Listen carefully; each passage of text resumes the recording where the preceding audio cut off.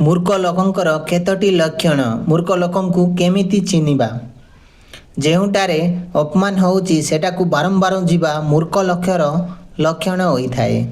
କୌଣସି କଥାରେ ବିନା କାରଣରେ ହସିବା ଅଯୁକ୍ତିକର କଥା କହୁଥିବା ଲୋକଙ୍କୁ ମୂର୍ଖ କୁହନ୍ତି। ଯେଉଁଟାରେ ନିମନ୍ତ୍ରଣ ନ ମିଳିଛି ସେଟାକୁ ବିନା ନିମନ୍ତ୍ରଣରେ ଯିବା ମୂର୍ଖ ଲକ୍ଷ୍ୟର ଲକ୍ଷଣ ହୋଇଥାଏ।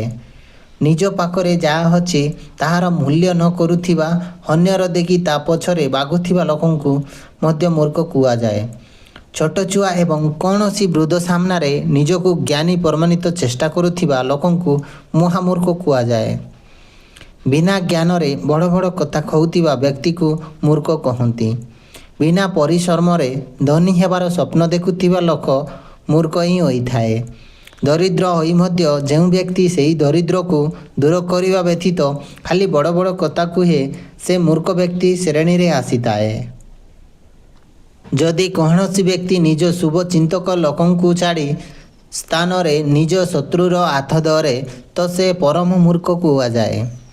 କିଛି ଲୋକ ଏମିତି ମଧ୍ୟ ଅଛନ୍ତି ଯିଏ ମିତ୍ର ପାଇଁ ଖରାପ କାମରେ ସାଥ ଦିଅନ୍ତି।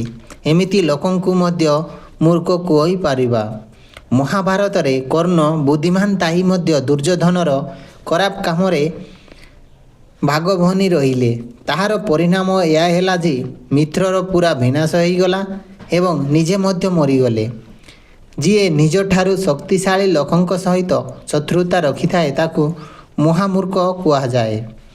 ଯେଉଁଟାରେ ଆବଶ୍ୟକ ନାହିଁ ସେଠାରେ ବିନା କଥାରେ ପଇସା ଖର୍ଚ୍ଚ କରିବା ଲୋକଙ୍କ ମୂର୍ଖ ଶ୍ରେଣୀରେ ଆସିଥାନ୍ତି।